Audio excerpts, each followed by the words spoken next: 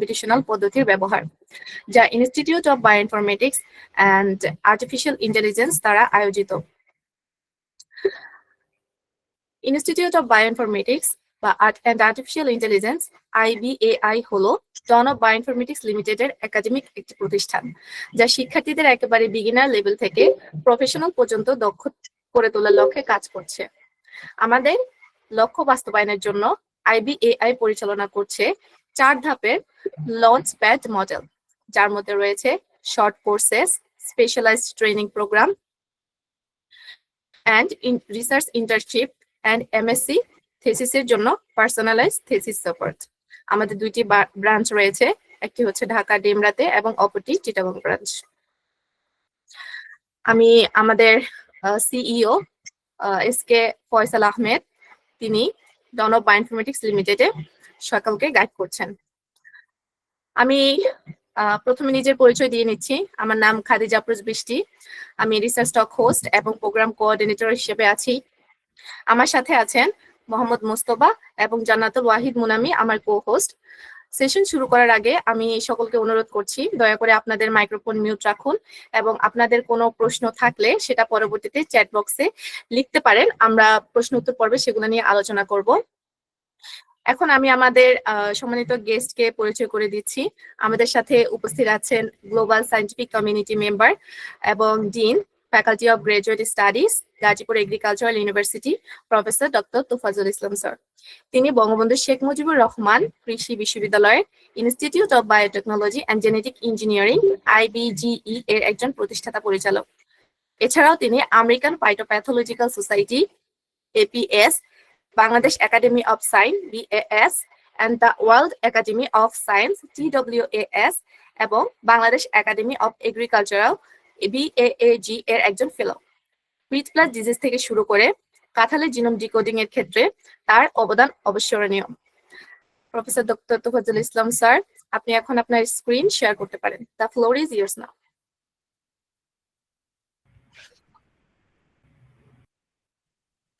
অনেক ধন্যবাদ Khadija Afroz and Mohammad Mustafa, dean of bioinformatics এর সকল CEO এবং সকল সদস্যবৃন্দ, institute of bioinformatics and artificial intelligence আজকে আমাকে ইনভাইট করার জন্য আমি কৃতজ্ঞতা জানাচ্ছি, ধন্যবাদ জানাচ্ছি। আর আজকে যারা অনলাইনে আমার কথা শুনছেন তাদের প্রতি স্বাগতম এবং সবার প্রতি শুভেচ্ছা জানাচ্ছি।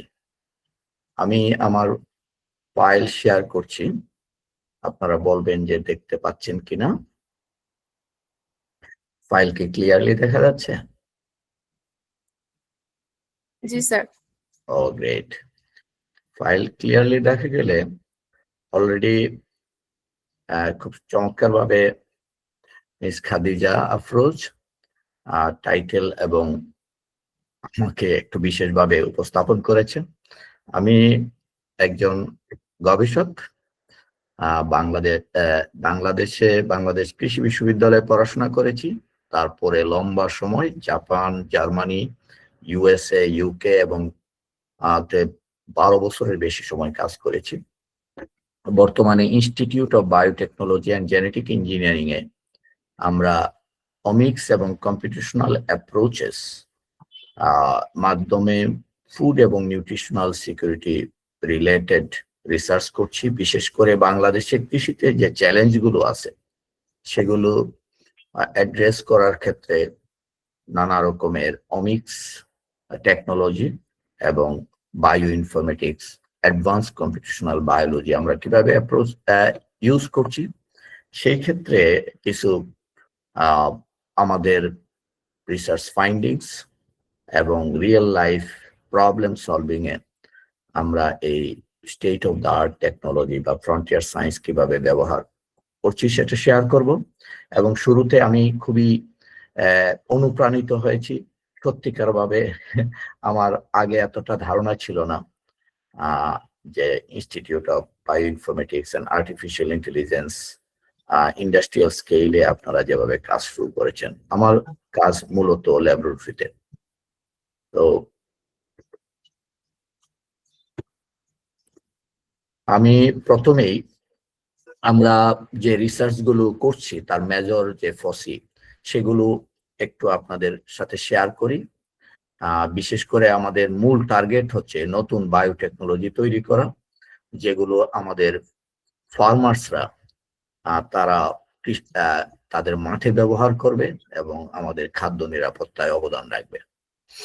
আমার খুব একটা ড্রিম প্রজেক্ট হচ্ছে মাইনিং বাংলাদেশ বায়ো গোল্ড, খুবই অ্যাম্বিগুয়াস এবং broad topic for reduction of dependency on chemical inputs and improve the health of soils and plants, and ultimately ensure food and nutritional security of this country. এই টপিকটা নিশ্চিতভাবেই আপনাদেরকে হয়তো কিছুটা surprise করেছে যে mining Bangladesh bio gold, what does it mean? Bangladesh হচ্ছে largest delta in the world এবং খুবই ফেমাস ফর এগ্রিকালচার। আমাদের সয়েল খুবই ফার্টাইল, কিন্তু এই delta not rich at all in mineral resources. আমরা এই বর্তমান বিশ্বে যে সভ্যতায় বসবাস করছি, এখানে মূলত ফসিল ফুয়েল বেসড বা মিনারেল যাদের যত বেশি আছে, ইভেন পেট্রোলিয়াম, ফসিল ফুয়েল, তারা তত বেশি রিচ। আমাদের কোনো গোল্ডও নেই, খুব প্রেশাস মিনারেলসও নেই, কিন্তু এই delta very rich in biogold. Gold খুবই প্রেশাস একটা মেটাল। এটা দিয়ে আমি বোঝাচ্ছি যে লিভিং আমাদের অনেক ট্রেজার আছে, যেগুলো অনেকটা আনএক্সপ্লোর্ড। আমাদের হিউম্যান রিসোর্সে আমরা পৃথিবীতে নাম্বার 1, এত except Singapore, Hong Kong, per kilometre যে পপুলেশন ডেন্সিটি আমরা হাইয়েস্ট। আমি হিউম্যান যে বায়ো রিসোর্স এটাকে মেনশন করছি না। আমাদের ফোকাসটা হচ্ছে আমাদের এই ডেল্টাতে যত লিভিং অর্গানিজম আছে, বিশেষ করে মাইক্রো অর্গানিজম, এটা একটা বিশাল রিজার্ভার তার ইকোসিস্টেমের জন্যই। এই রিজার্ভারে যে মাইক্রো অর্গানিজম গুলো আছে তাদেরকে আমি বায়োগোল্ড বলছি, এবং তারা রিনিউয়েবল রিসোর্স। কখনোই পেট্রোলিয়াম মিনারেল যতই আছে আপনি মাইনিং করলে এটা ফাইনিট, এক সময় শেষ হয়ে যাবে, কিন্তু বায়ো রিসোর্স গুলো একেবারেই আপনার রিনিউয়েবল। আপনি একবার যদি একটা ডিসকভার করেন, কোনো একটা ব্যাকটেরিয়া মনে করেন যেটা পটেনশিয়াল আছে বায়ো ফার্টিলাইজার বা কোনো একটা মেডিসিন, ড্রাগ ক্যান্ডিডেট, এইটাকে আপনি যত খুশি যত কপি করতে পারবেন। কপি বলতে হচ্ছে তাকে কালচার মিডিয়াতে দিলে গ্রো করতে পারবেন। তো এটা আমি আরো ডিটেলস বলবো, তখন আরো বুঝতে পারবেন। আমরা একটু আগে বলেছেন যে হুইট ব্লাস্ট নিয়ে আমাদের টিম ওয়ার্ল্ডের মধ্যে খুবই ফেমাস, কিন্তু এটা অত্যন্ত ডিস্ট্রাকটিভ একটা ডিজিজ। 2016 সালে বাংলাদেশে এসে 15,000 হেক্টরস আমাদের গমের জমিকে বিনাশ করেছিল, এবং ফুড সিকিউরিটির জন্য একটা খুব বড় চ্যালেঞ্জ, কারণ গম আমাদের দ্বিতীয় প্রধান খাদ্য। আমরা এখানে নানা রকমের ফ্রন্টিয়ার সায়েন্স ইউজ করছি, কিছু আপনাদের সাথে শেয়ার করব। আর আপনাদের জন্য বিশেষ করে যারা বায়ো ইনফরমেটিক্স বা কম্পিটিশনাল বায়োলজির সাথে কাজ করছেন অথবা কাজ করতে ইচ্ছুক, আমাদের এই যে বায়ো রিসোর্স গুলো, সেখানে আমরা জেনোমিক্স, ট্রান্সক্রিপ্টোমিক্স, মেটাজেনোমিক্স, মেটাবোলোমিক্স, নানা রকমের অমিক্স টেকনোলজি ইউজ করে আমরা চেষ্টা করছি আমাদের বায়ো গোল্ডকে আবিষ্কার করা এবং কমার্শিয়ালি তাদেরকে ব্যবহার করা। শুধু তাই না, আমরা একেবারে ওয়ার্ল্ডের লেটেস্ট কম্পিটিশনাল মেথড যেমন আলফাফোল্ড 2, 3 আমরা ইউজ করে ড্রাগ ক্যান্ডিডেট ডিসকভার করা, মলিকুলার টার্গেট সেট করা, তারপরে প্রোটিন ইন্টারেকশনস, নিউ জিন ডিসকভারি, এগুলো আমরা করছি। তা আমার আইবিজি-তে বর্তমানে 65 পোস্টডক, পিএইচডি, মাস্টার্স রিসার্চার কাজ করে, এবং আমি খুব ফরচুনেট গত 16 বছর এই প্রতিষ্ঠানটা পিছনে কাজ করেছি, এবং এখানে আপনার গ্লোবালি কম্পিটিটিভ সায়েন্স করার জন্য যত রকমের ফ্যাসিলিটিস প্রয়োজন sequencing facilities, sequencing platform, Illumina, Oxford Nanopore আমাদের আছে। আমাদের একটা বায়ো ইনফরমেটিক্স এর জন্য ক্লাস্টার কম্পিউটার আছে, এটা মিনি সুপার কম্পিউটার বলতে পারেন, খুবই হাই স্পিড। এটা আমরা আমাদের ডাটা, যত রোবাস্ট ডাটা হোক, আমরা অ্যানালাইসিস করতে পারি।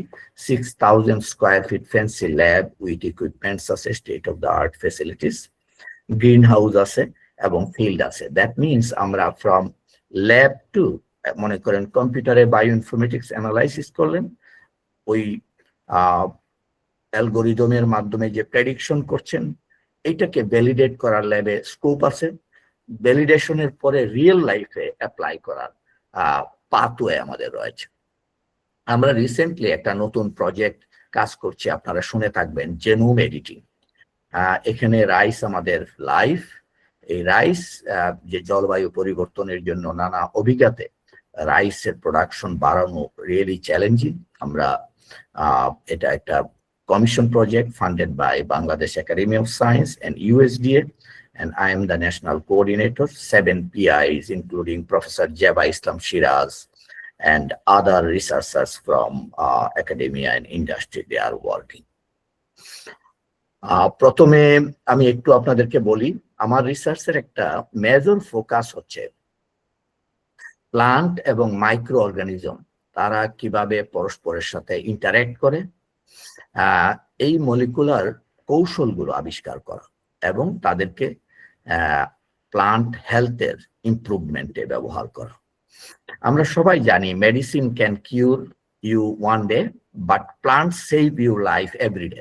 প্রতিদিন যেমন আমরা 3 বেলা অ্যাটলিস্ট খেতে হয়, অনেকটা মেডিসিনের মতো।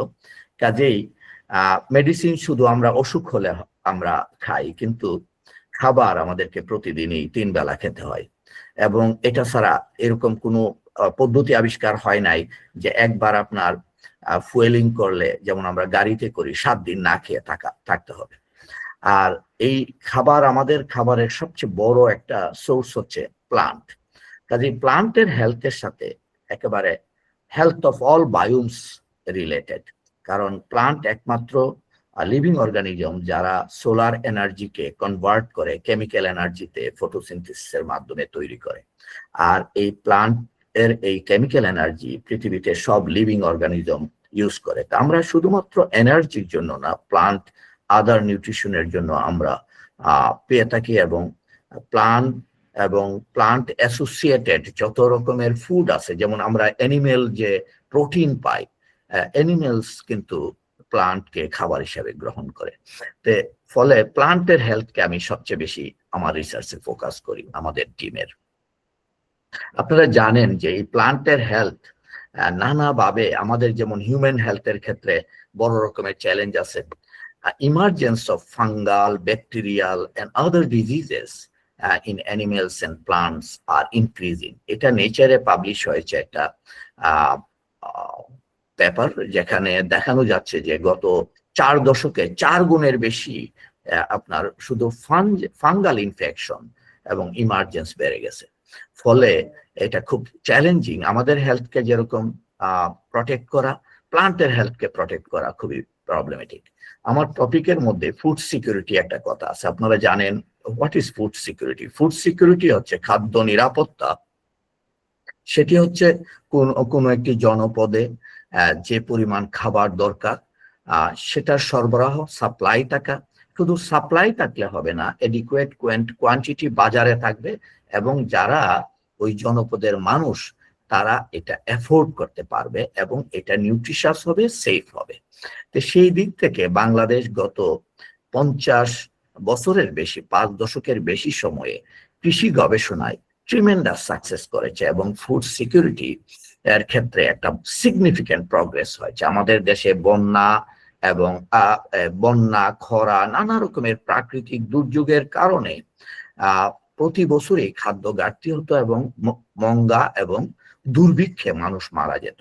কিন্তু সৌভাগ্যক্রমে কৃষি গবেষণা এবং গবেষণার ফলাফল, মাটি প্রয়োগের কারণে আজকে আমরা সেই দিক থেকে অনেকটাই অগ্রসর হয়েছি। কিন্তু এখনো আমাদের দেশে শতকরা 25% মানুষ আপনার খাদ্য নিরাপত্তার চ্যালেঞ্জে বা সংকটে আছে। সারা পৃথিবীতে এটা যদি চিন্তা করি, পৃথিবী কখনোই আপনার আসলে গত 10-12 হাজার বছরের ইতিহাস পর্যালোচনা করলে দেখা যায় পৃথিবী কখনোই সারা পৃথিবীর সকল মানুষ খাদ্যে নিরাপত্তায় নিশ্চিত ছিল না। তা এখনো 840 কোটি মানুষের মধ্যে দেখা যায় প্রায় 200 কোটির মতো মানুষ অভুক্ত পেটে রাতে ঘুমাতে যায়। আর আপনি ক্ষুধা এমন একটা বিষয়, ক্ষুধা আপনার এবং শান্তি একেবারে বিপরীত। যদি আপনার ফুড ইনসিকিউর যে কোনো সোসাইটি অশান্ত এবং পিস এখানে এক্সিস্ট করে না। আমাদের দেশে কয়েকটি কারণে ফুড সিকিউরিটি সামনের দিনগুলোতে আরো বেশি চ্যালেঞ্জিং হবে, যদিও আমরা সিগনিফিক্যান্ট প্রগ্রেস করেছি। তার একটা হচ্ছে আমাদের পপুলেশন ইনক্রিজ করছে, প্রতি বছর 2 মিলিয়ন পিপল নিউ ফেস যোগ হচ্ছে। দ্বিতীয় হচ্ছে আমাদের ল্যান্ড আপনার দ্রুত কমে যাচ্ছে, প্রতি বছর প্রায় 1% ভূমি, কৃষি ভূমি আপনার অকৃষি খাতে চলে যাচ্ছে ডেভেলপমেন্টের জন্য। আর থার্ড যে বিষয়টা হচ্ছে জলবায়ু পরিবর্তনের কারণে আপনার কৃষি উৎপাদন খুবই ঝুঁকিপূর্ণ হয়ে পড়েছে। লবণাক্ততা, খরা, বন্যা এই এবং আপনার এই সিজনাল যে ওয়েদারের ভেরিয়েবিলিটি আমাদের খাদ্য উৎপাদনকে খুবই ঝুঁকিতে ফেলেছেন। আরেকটি বিষয় খুবই ওভারলুক, সেটা হচ্ছে মাটির স্বাস্থ্য। আমাদের লিমিটেড ল্যান্ড 8.7 আপনার এই মিলিয়ন হেক্টরসে আমরা জমিতে ফসল চাষ করি। এই সীমিত জমিতে যে মাটি, এই মাটির স্বাস্থ্য মারাত্মকভাবে গত 50 বছরে বিপন্ন হয়েছে, বিশেষ করে আপনার বিভিন্ন রাসায়নিক ব্যবহারের জন্য। সেই জন্য মাটির স্বাস্থ্যকে যদি না ঠিক করতে পারি, গাছের স্বাস্থ্য ঠিক হবে না। গাছের স্বাস্থ্য যদি প্রোডাক্টিভিটি ক্রপের না বাড়ে, তাহলে আমাদের খাদ্য নিরাপত্তা একটা বড় ঝুঁকিপূর্ণ অবস্থায় পড়বে।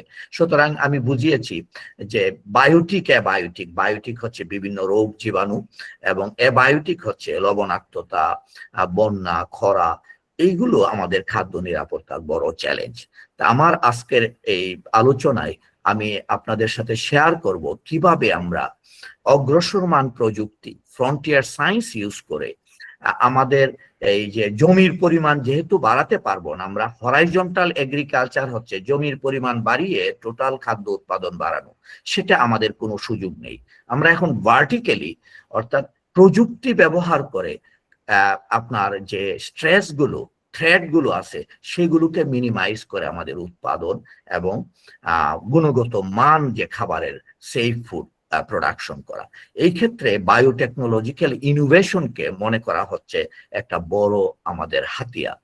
তো সেই ক্ষেত্রে আমরা একটু আগে বলেছিলাম মাইনিং বাংলাদেশ বায়ু গোল্ড। আমি এখানে একটা ছবি দেখেন, আমাদের বাঁ দিকে আমাদের শরীরের মধ্যে আপনারা নিশ্চয়ই শুনে অবাক হবেন, প্রত্যেক প্রাপ্তবয়স্ক মানুষের শরীরে 3 থেকে 6 পাউন্ড মাইক্রো অর্গানিজম, অণুজীব রয়েছে, মাইক্রোবায়োম আমরা তাদেরকে বলি। এবং তাদের পরিমাণ যদি কমে যায় আমাদের গাটের মধ্যে, শরীরে, তাহলে আমরা আমাদের রোগ প্রতিরোধ ক্ষমতা, আমাদের নিজেদের যে ফিটনেস, আমাদের কর্মক্ষমতা, ইভেন ব্রেইন অ্যাক্টিভিটি, কারণ মাইক্রোবায়োম ব্রেইন অ্যাক্সিস একটা কানেকশন রয়েছে, তাদেরকে সেকেন্ড ব্রেইন বলা হয়। ফলে এটা একটা ওভারলুকড এরিয়া। বিজ্ঞান আপনার নেক্সট জেনারেশন সিকোয়েন্সিং, ওমিক্স টেকনোলজির মাধ্যমে আমরা এটা কোয়ান্টিফাই করতে পেরেছি। তো এই আইডিয়াটা যখন ক্যামব্রিজ ইউনিভার্সিটির নেতৃত্বে হিউম্যান মাইক্রোবায়োমের প্রজেক্টের মাধ্যমে আমরা যে এত বিশাল সংখ্যক, অর্থাৎ আমার শরীরে যে কোষ আছে তার 10 গুণ বেশি আমরা মাইক্রো অর্গানিজম খালি চোখে দেখা যায় না, তারা আমাদের শরীরে বসবাস করছে এবং তারা আমাদের জন্য উপকারী। তবে কিছু কিছু মাইক্রো অর্গানিজম আমাদের জন্য রোগ সৃষ্টি করে, কিন্তু তাদের সংখ্যা খুবই মাইনর। তো এটার ধারণাটা থেকে আমার ধারণা, আমাদের রিসার্চের ধারণা হচ্ছে যে এই মাইক্রোবায়োম নিশ্চিতভাবে আমাদের সয়েলে, আমাদের উদ্ভিদে এবং আমাদের পরিবেশের মধ্যে রয়েছে, যেগুলো বিগ ট্রেজার, যেটা আমরা কৃষিতে ব্যবহার করতে পারি, এবং এদেরকে বায়ো ফার্টিলাইজার, বায়ো পেস্টিসাইড হিসাবে ব্যবহার করা। আমাদের কৃষিতে 3000 কোটি টাকার বেশি টাকা আমরা সাবসিডি দেই এই আপনার কেমিক্যাল ফার্টিলাইজার যেগুলো নাইট্রোজেন, ফসফরাস এবং পটাশ হিসাবে উদ্ভিদের পুষ্টিতে আমরা ব্যবহার করি। পেস্টিসাইডের জন্য এরকম সাবসিডি দেওয়া হয় এবং সবগুলো বিদেশ থেকে আনা হয়। কিন্তু আমাদের টার্গেটটা হচ্ছে আমরা যদি দেশ থেকে এই বায়ো ফার্টিলাইজার পটেনশিয়াল অণুজীবগুলোকে আবিষ্কার করতে পারি, যারা বাতাস থেকে নাইট্রোজেন নিয়ে উদ্ভিদকে দিবে, মাটিতে ফিক্স করবে, অথবা মাটিতে যে পুষ্টি উপাদান আছে তাকে দ্রবীভূত করে উদ্ভিদের পুষ্টি সরবরাহ করবে, তাহলে আমরা এই রিনিউয়েবল রিসোর্সটা ব্যবহার করে আমরা বিদেশে যে নির্ভরতা এবং যে পরিমাণ আমদানিতে খরচ হয় সেই টাকা সাশ্রয় করতে পারবো। এই আশা নিয়ে ৭,০০০-এর উপরে আপনার প্লান্ট অ্যাসোসিয়েটেড ব্যাকটেরিয়া আমার ল্যাবে, এন্ডোফাইটিক ব্যাকটেরিয়া, তারা আমরা আইসোলেট করেছি, তাদেরকে ক্যারেক্টারাইজ করেছি এবং তাদেরকে যখন আমরা ব্যবহার করেছি উদ্ভিদের সাথে এবং ম্যানিপুলেট করেছি, তাদের উদ্ভিদের মাইক্রোবায়োমকে আমরা দেখেছি উদ্ভিদের আপনার ফার্টিলাইজারের ব্যবহার প্রায় ৫০% কমিয়ে ফলন বৃদ্ধি করা সম্ভব।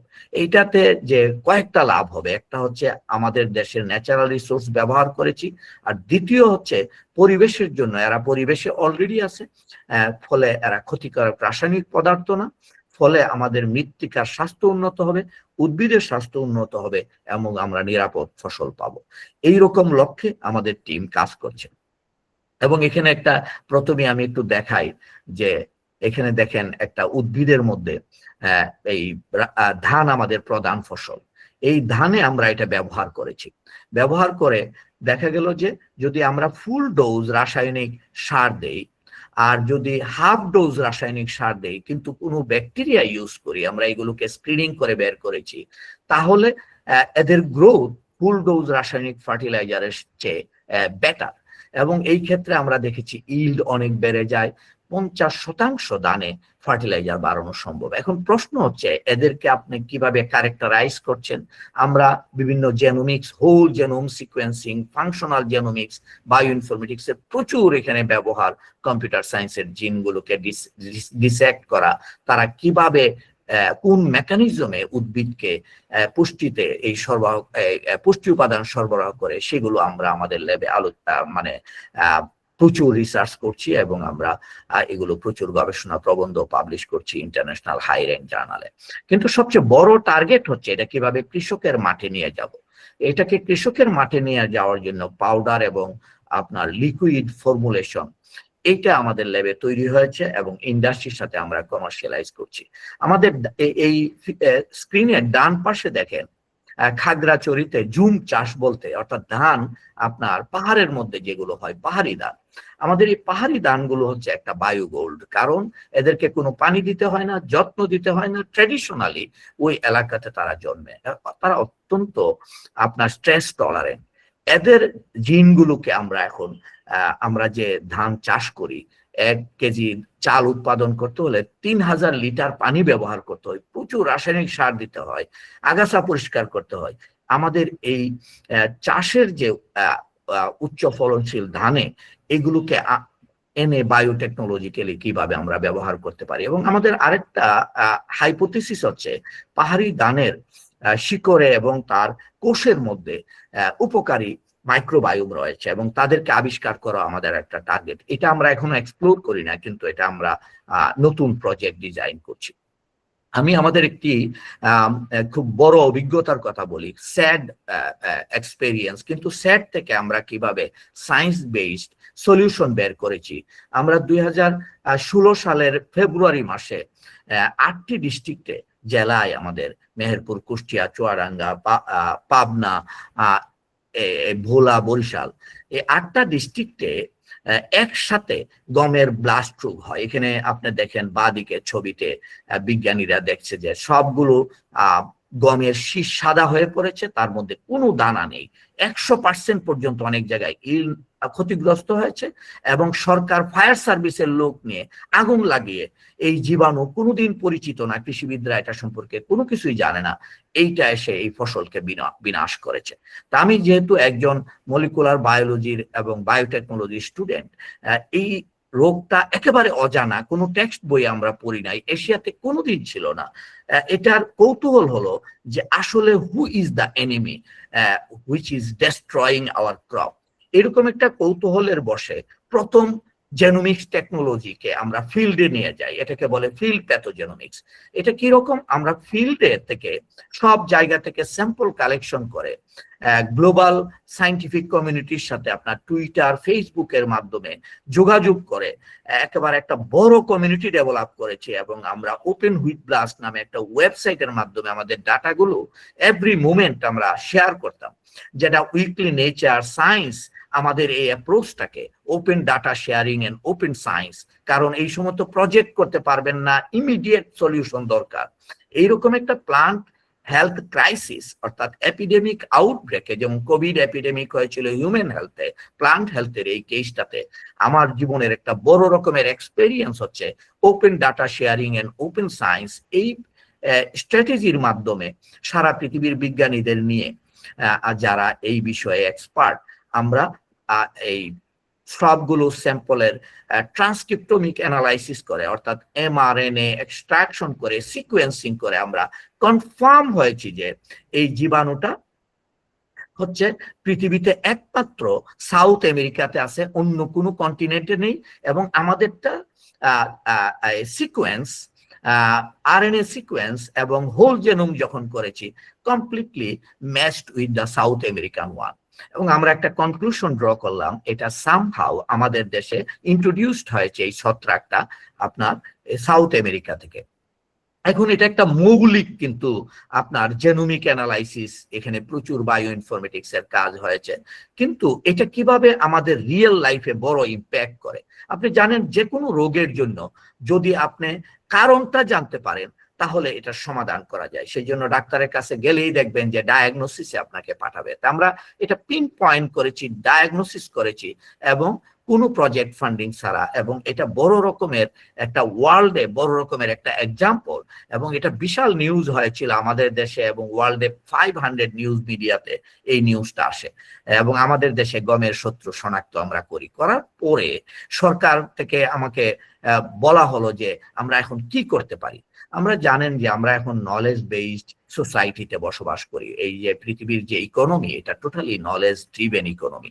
সেই জন্য আইডিয়াটা হচ্ছে যারা 34 বছর যাবৎ ব্রাজিল থেকে শুরু করে আর্জেন্টিনা, বলিভিয়া, প্যারাগুয়েতে, সাউথ আমেরিকাতে এই রোগটা প্রথম পারানা স্টেট ব্রাজিলে উদ্ভব হয় এবং এরপর এটা ছড়িয়ে পড়ে আশেপাশের দেশে। কিন্তু অন্য সব দেশ খুব সতর্ক ছিল যাতে এই জীবাণুটা না আসতে পারে।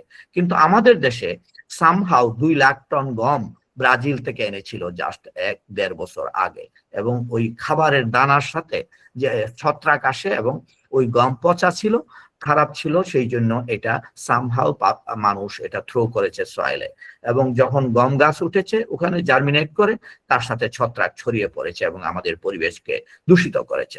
তো এইটা আমরা ব্রাজিলিয়ান সায়েন্টিস্ট এবং অন্যান্য দেশের সায়েন্টিস্ট যারা এই ব্রাজিলিয়ান হুইট ব্লাস্ট গমের ব্লাস্ট রোগ নিয়ে কাজ করেছে তাদের ডেকে এনে ইনভাইট করে তাদের নলেজটা নিয়ে 34 বছর এক্সপিরিয়েন্স নিয়ে আমরা ফিল্ডে যখন পলিসি ডিসিশন নেই, এরপরে আর আমাদের এপিডেমিক আউটব্রেক হয় নাই। আপনারা এখানে লক্ষ্য করবেন এই যে বাঁ দিকে পেপারটা খুব ফ্ল্যাগশিপ বিএমসি বায়োলজি জার্নালে পাবলিশ হয়, এটা টপ অথার এবং করেসপন্ডিং অথার আমি ছিলাম, আমার টিমের 8 জন মেম্বার এখানে ছিল। এটা 4টা কন্টিনেন্টের সায়েন্টিস্টরা এখানে ইনভলভ ছিল, অনেক গ্রেট সায়েন্টিস্ট, রয়্যাল সোসাইটির অনেক ফেলো ছিল, আমেরিকান সোসাইটির ফেলো ছিল।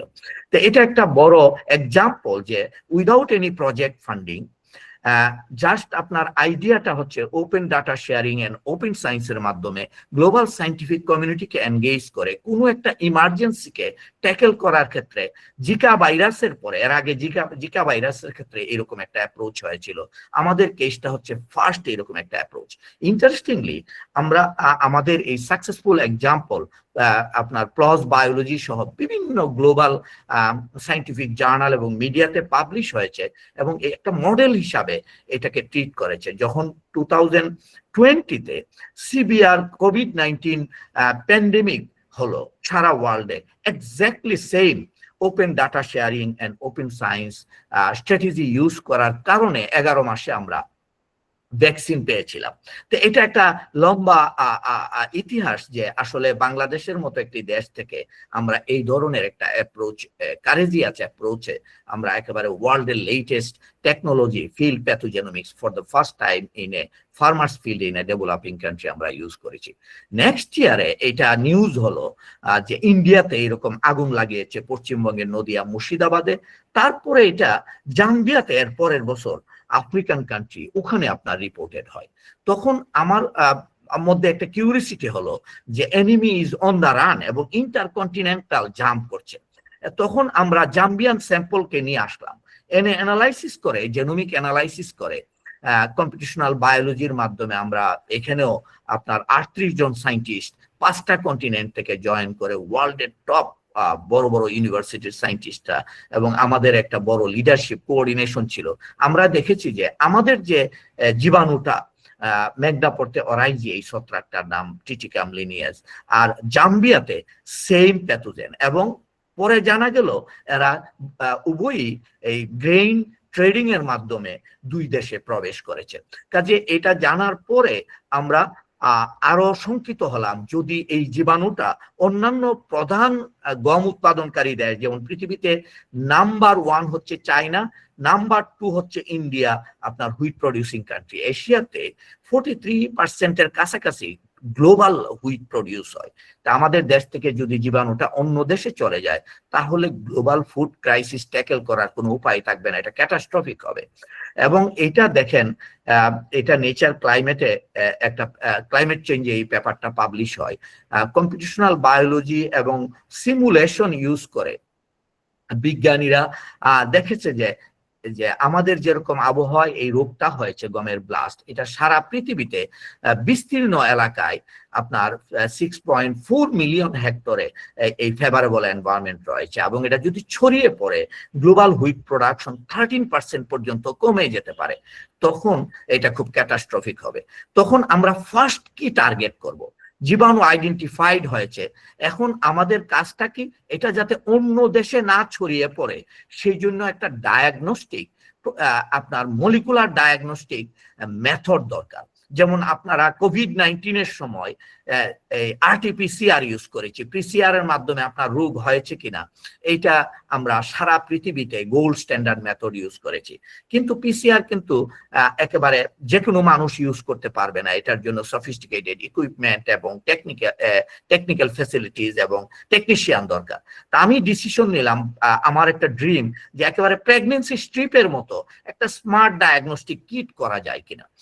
যদি এটা করা যায় তাহলে সবগুলো আপনার কোয়ারেন্টাইন অফিস, অর্থাৎ আমদানি রপ্তানির সময় যেখানে পরীক্ষা করা হয়, এখানে এটা সেট করা যাবে, তাহলে বাংলাদেশ জাম্বিয়ার মতো আর কেউ ভিকটিম হবে না। তো এটা কিভাবে করা যায়? এখানে হচ্ছে আপনার জেনোমিক্স, মানে ওমিক্স এবং বায়ো ইনফরমেটিক্স এর এবং কম্পিটিশনাল বায়োলজির ব্যাপার। আমরা আমার গমের যে ব্লাস্ট রোগ এবং তার যে রিলেটেড আপনার আদার উদ্ভিদে, যেমন ধানেও এই রোগটা হয়, গমে হয়, কিন্তু ধানের যে প্যাথোটাইপটা এটা গমকে অ্যাটাক করে না। তা আমরা একেবারে গমের স্পেসিফিক যে প্যাথোটাইপটা মেঘনাপড়তে অরাইজি ছত্রাকের, তার ডিএনএর সাথে অন্য যত ছত্রাকের ডিএনএ আপনার কম্পারিজন করেছি কম্পিটিশনালি, এবং এটা করে আমরা দুটো জিন ডিএনএ ফ্র্যাগমেন্ট পেয়েছি, যেটা শুধুমাত্র গমের ব্লাস্ট রোগের ডিএনএ এর মধ্যে আছে। এবং এইটাকে টার্গেট করে আমরা প্রথম পিসিআর মেথড করি, এবং এই ক্ষেত্রে Ohio state university professor Guoliang Wang এবং professor Houxiang Kang Chinese academy of agriculture sciences আমাদের সাথে রোবাস্টলি কোলাবোরেট করে। এবং এইটা করার পরে আমরা এটা ইঞ্জিনিয়ারিং ওয়ার্ল্ডের একটা ফেমাস হাই ক্যালিবার জার্নালে পাবলিশ করি, এবং এইটা আপনার পরবর্তীতে আমরা এর সাথে ক্রিসপার-কাস মেথড, আপনারা জানেন জেনোম এডিটিং এর একটা রিভলিউশনারি মেথড, যেটা দিয়ে আপনি স্পেসিফিক ডিএনএ কে টার্গেট করে আপনার এডিট করতে পারবেন। তো যেহেতু আমরা দুটো স্পেসিফিক ফ্র্যাগমেন্ট অফ ডিএনএ পেয়েছি, টুকরা, যেটা পৃথিবীর অন্য কোনো জীবাণুতে নেই, কাজে ওইটাকে টার্গেট করে আমরা একটা ডায়াগনস্টিক কিট ডেভেলপ করেছি, যেটা এখানে আপনারা দেখতে পাচ্ছেন। এই কিটটার মাধ্যমে যে কোনো মানুষ 30 মিনিটে আপনার এই গমের দানার মধ্যে, গাছের মধ্যে ইভেন আপনার লক্ষণ প্রকাশ পাওয়ার আগে, অথবা বিকল্প পোষকের মধ্যে এই জীবাণুটা আছে কিনা এটা 30 মিনিটে একজন নির্ণয় করতে পারবে। এবং এই ক্ষেত্রে আমরা একেবারেই ওয়ার্ল্ডের লেটেস্ট আপনার জেনোম স্পেসিফিক প্রাইমার এবং ক্রিসপার টেকনোলজি ইউজ করেছি। এবং এখানে দেখেন, যদি দুটো দাগ হয় তাহলে জীবাণু আছে, একটা দাগ হলে নেগেটিভ। এবং এটা খুব সিম্পল, আপনার পিসিআর মেশিন লাগে না, কোনো রকমের যন্ত্রপাতি লাগে না। আমরা একটা ইন্ডাস্ট্রির সাথে এটা কোলাবোরেশন করে একটা কিটের মতো তৈরি করেছি, কাজেই যে কেউ আপনার এটা মাঠেও ব্যবহার করতে পারবে। আমাদের এই ডিসকাভারি অনেকগুলো জার্নালে পাবলিশ হয়েছে। মৌলিক যে নলেজটা, প্রিন্সিপালটা, plant biotechnology journal, engineering journal, trends in biotechnology. আমার বাংলাদেশে মাস্টার স্টুডেন্টরা মূলত একজন পিএইচডি স্টুডেন্ট এই কাজ করেছে। তো এটা যখন আমরা ওয়ার্ল্ড ওয়াইড এটা যখন ছড়িয়ে পড়েছে আমাদের এই ডিসকাভারি, তখন পৃথিবীর সবচেয়ে বড় ডোনার বলতে পারেন Bill and Melinda Gates foundation আমাদেরকে বিশাল ফান্ডিং দেয়, যাতে এই প্রযুক্তিটা বাংলাদেশের মানচিত্রের বাইরে এশিয়া এবং আফ্রিকার দেশগুলোতে ব্যবহার করা যায়। এবং এইটা আমাদের একটি বড় রকমের আপনার এই যে বায়ো ইনফরমেটিক্স, জেনোমিক্স ইউজ করে রিয়েল লাইফ একটা প্রবলেম সলভ করার ক্ষেত্রে বড় রকমের একটা ব্রেক থ্রু। সবচেয়ে বড় বিষয় হচ্ছে কি, এই প্রযুক্তিটা শুধুমাত্র আপনার সামান্য পরিবর্তনের মাধ্যমে, অর্থাৎ যে জিনটাকে আপনি টার্গেট করেছেন, নিউক্লিক অ্যাসিড ফ্র্যাগমেন্ট বা ডিএনএ ফ্র্যাগমেন্টটাকে, এইটা চেঞ্জ করে যে কোনো রোগকে আপনার ডিটেকশনের জন্য এই প্ল্যাটফর্মটা ইউজ করা যাবে। বর্তমানে আমাদের টিমে এটা অ্যানিমেল অর্থাৎ প্রাণীর রোগ নির্ণয় এবং মাছের রোগ নির্ণয়ের ক্ষেত্রে তারা কাজ করছে নতুন প্রযুক্তি তৈরি করার জন্য। এটা আমি মনে করি মানুষের রোগ নির্ণয়ের ক্ষেত্রে এই ধরনের স্মার্ট ডায়াগনস্টিক আমাদের এই প্ল্যাটফর্মটা ইউজ করা যাবে একই প্রিন্সিপাল দিয়ে। কাজে এটা একটা বড় রকমের আমাদের জন্য ইন্টারেস্টিং নিউজ। আমরা এই রিসেন্ট, এটা একেবারে রিসেন্ট পেপারটা পাবলিশ হয়েছে, কিভাবে একেবারে ফিল্ড লেভেল পর্যন্ত এটাকে ভ্যালিডেট করেছি। এখন এটা যে কেউ এটা ওয়ার্ল্ড ওয়াইড এটা ব্যবহার করতে পারবে। তো এটা হচ্ছে একটা ডায়াগনস্টিকের ক্ষেত্রে বাংলাদেশের একটি আপনার এই রুরাল বলা যায় সাব আর্ব গাজীপুরের একটি ল্যাবে এই ধরনের ডিসকাভারি হয়েছে, যেটা বড় রকমের ইম্প্যাক্ট আমাদের ফুড এন্ড নিউট্রিশনাল সিকিউরিটিতে রাখতে পারে। আমরা আরো অ্যাম্বিশাস হয়েছে কি, যে কিভাবে CRISPR Cas genome editing technology, genome editing হচ্ছে আপনার ইচ্ছা অনুযায়ী ডিএনএ কে পরিবর্তন করে আপনার এই জীবের বৈশিষ্ট্যের পরিবর্তন আনবেন। আমরা আমাদের নেক্সট টার্গেট হচ্ছে আমরা হুইটের, গমের এমন জাত তৈরি করব যেটাকে রোগ জীবাণু শনাক্ত করতে পারবে না। রোগ জীবাণু শনাক্ত করার জন্য আপনার পোষকের মধ্যে, হোস্টের মধ্যে কিছু আপনার এস জিন থাকে, এটাকে নেগেটিভ রেগুলেটর বলে। তো এটা কিভাবে করা যায়? এটা করার ক্ষেত্রে আমার কোনো জেনোম এডিটিং এর কোনো এক্সপেরিয়েন্স ছিল না, কিন্তু পৃথিবীতে এটা রিভলিউশনারি টেকনোলজি হিসাবে 2012-তে আবিষ্কার হয়। 2020-এ জেনিফার এবং ইমানুয়েল নোবেল পুরস্কার পায়। এবং 2012-তে যখন প্রিন্সিপালটা পাবলিশ হয় সায়েন্সে, সুফিয়ান কামাউন, এখানে দেখেন সবার ডানে যে ভদ্রলোক, উনি হচ্ছে রয়্যাল সোসাইটির ফেলো, ব্রিটিশ ইউকেতে এখন কাজ করছেন। তার মধ্যে হচ্ছে নিক টেলবট, তারা দুইজনই রয়্যাল সোসাইটির ফেলো এবং ইনক্রেডিবলি পাওয়ারফুল সায়েন্টিস্ট। তাদেরকে বাংলাদেশে ইনভাইট করে নিয়ে আসি এবং সুফিয়ান প্রথম উদ্ভিদে এটা ব্যবহার করে। এখন উদ্ভিদে যেহেতু এই ক্রিসপার-কাস জেনোম এডিটিং সে প্রথম ব্যবহার করেছে, সে হচ্ছে পৃথিবীতে মেসি, আপনি বলতে পারেন ফুটবলের মেসির মতো। আমরা তাকে ইনভাইট করলাম যে বাংলাদেশের এই ক্রাইসিসে জেনোম এডিটিং এ তুমি হেল্প করতে পারো কিনা। কিন্তু বড় ক্রাইসিস হয়েছিল ফান্ডিং কোথা থেকে পায়, কারণ জেনোম এডিটিং ক্রিসপার-কাস টেকনোলজি 2016 সালে বাংলাদেশে এটা একেবারে আননোন বিষয় ছিল। পলিসি মেকারদেরকে আমি কনভিন্স করতে পারি নাই, ইভেন একাডেমিয়া রিসার্চারকেও কনভিন্স করতে পারি নাই। তখন আমরা ব্রিটিশ বায়োটেকনোলজি রিসার্চ কাউন্সিলে আপনার 1 মিলিয়ন পাউন্ড স্টার্লিং ফান্ডিং এর জন্য অ্যাপ্লাই করি এবং ফান্ডটা পেয়ে যাই। পাওয়ার পরে আমরা জেনোম এডিট করি। এডিট করার এখানে মাল্টিপ্লেক্স এডিটিং করেছি অনেকগুলো জিনকে, 10টা জিনকে। এবং এখানে সবচেয়ে বড় কমপ্লিকেশন হচ্ছে হুইট হচ্ছে পৃথিবীতে সবচেয়ে বড় জেনোম সাইজ, 17 জিবি। ক্রপের মধ্যে সবচেয়ে বড়, রাইসের চেয়ে আপনার 40 টাইমস লার্জার। হিউম্যানের হচ্ছে 3.2 জিবি, আর এখানে হচ্ছে হুইট হচ্ছে 17 জিবি। তো সেই ক্ষেত্রে এটা প্রতিটা জিন 6টি কপি আছে, আমরা এডিট করতে গিয়ে 100% ইমিউন প্লান্ট পাই নাই। মডারেটলি টলারেন্ট প্লান্ট এখানে দেখেন এই হুইট আমরা যখন ফিল্ড লেভেলে টেস্ট করেছি পেয়েছি। তো ফলে এটা একটা বড় ব্রেক থ্রু যেটা আশা করেছিলাম এটা ওইভাবে হয় নাই। তখন আমরা চিন্তা করলাম ওই সময় আসলে হুইটের হোল জেনোম সিকোয়েন্স অ্যানোটেশনটা 2018 সালে হয়। তখন আমরা জাস্ট রাইসের অর্থোলোগাস জিন হুইটের মধ্যে এডিট করেছিলাম। তখন আমরা চিন্তা করলাম আসল কাজটা করা দরকার। হুইটের মধ্যে ডিএনএ এর মধ্যে যে নেগেটিভ রেগুলেটর আছে এস জিন হচ্ছে নেগেটিভ রেগুলেটর, যেটা রোগ সংবেদনশীলতার জন্য, সাসেপ্টিবিলিটির জন্য দায়ী।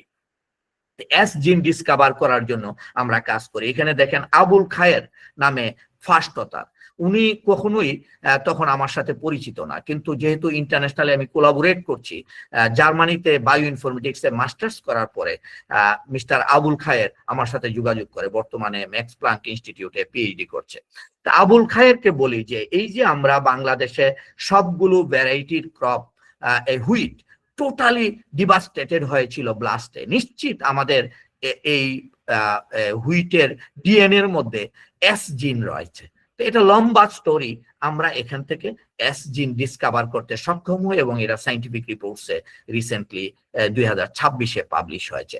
এটা হচ্ছে বায়ো ইনফরমেটিক্স প্রোটোকল এবং আবুল খায়ের অসাধারণ একজন brilliant Noakhali science and technology ইউনিভার্সিটির গ্র্যাজুয়েট, বায়ো ইনফরমেটিক্সে আমি মনে করি অসাধারণ একজন ইমার্জিং সায়েন্টিস্ট। এবং তার আমি আইডিয়াটা দিয়েছি কিন্তু হি রিয়েলাইজ দ্য আইডিয়া, এবং 22,000 জিন থেকে স্ক্রিনিং করে আপনার ফাইনালি 3টা জিন বের করেছে, এরা হচ্ছে বোনাফাইড এস জিন। এখন এই এস জিনকে যদি আমরা এডিট করতে পারি তাহলে দেখা যাবে আমরা ব্লাস্ট রেজিস্ট্যান্ট হুইট একেবারে ইমিউন প্লান্ট পেতে পারি। এটা আমি আর ডিটেইলস টেকনিক্যাল ইয়েতে যাই নাই, আপনারা এই পেপারটা সায়েন্টিফিক রিপোর্টসে পাবেন। এখন প্রশ্ন হচ্ছে আমরা যেহেতু ব্লাস্ট রেজিস্ট্যান্ট ভ্যারাইটি পাই নাই, কৃষক অপেক্ষা করছে যে এই গম চাষ করতে পারছে না, অনেকগুলো ডিস্ট্রিক্টে গম চাষ কমিয়ে দিয়েছে, আমাদের গমের উৎপাদন কমে গেছে, ফলে আমাদের কিন্তু গমের চাহিদা দিন দিন বাড়ছে নানা কারণে, আমাদের খাদ্যাভ্যাসের পরিবর্তন এবং আমাদের ইকোনমিক গ্রোথের জন্য নানা রকমের বেকারি ইন্ডাস্ট্রি অন্যান্য কাজে। তখন কিভাবে আমরা এটা সলভ করব?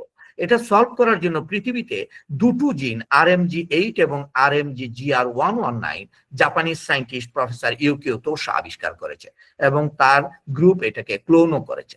তখন আমরা ডিসিশন নিলাম আমাদের যে ভ্যারাইটি আছে গমের খুব উচ্চ ফলনশীল, সেই ভ্যারাইটির মধ্যে এই দুটো জিনকে স্ট্যাকিং করে দিব, ইন্টিগ্রেট করে দিব। এবং এই আইডিয়াটা আমার, এটা নেচার প্লান্টস ওয়ার্ল্ডের একটা টপ জার্নাল আপনার নেচারের, এটাতে পাবলিশ হয় যে RMG8 জিন কিভাবে আমরা স্ট্যাকিং করে ব্লাস্ট রেজিস্ট্যান্ট ভ্যারাইটি করতে পারি।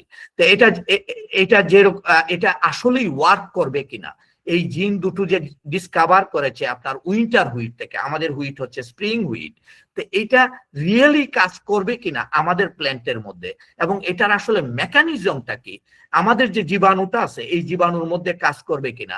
এখানে একজন খুব মজার ব্যাপার বলি, সুহার্ত হাসনাত, সে হচ্ছে ইস্ট ওয়েস্ট ইউনিভার্সিটির আন্ডারগ্রেড করা, এই প্রায় 1.5 বছর আগে আমার সাথে প্রথম তার দেখা হয়, অত্যন্ত ব্রিলিয়ান্ট এবং এনার্জেটিক, নিজে নিজে সেলফ লার্নার আপনার বায়ো ইনফরমেটিক্স এবং কম্পিটিশনাল বায়োলজিতে।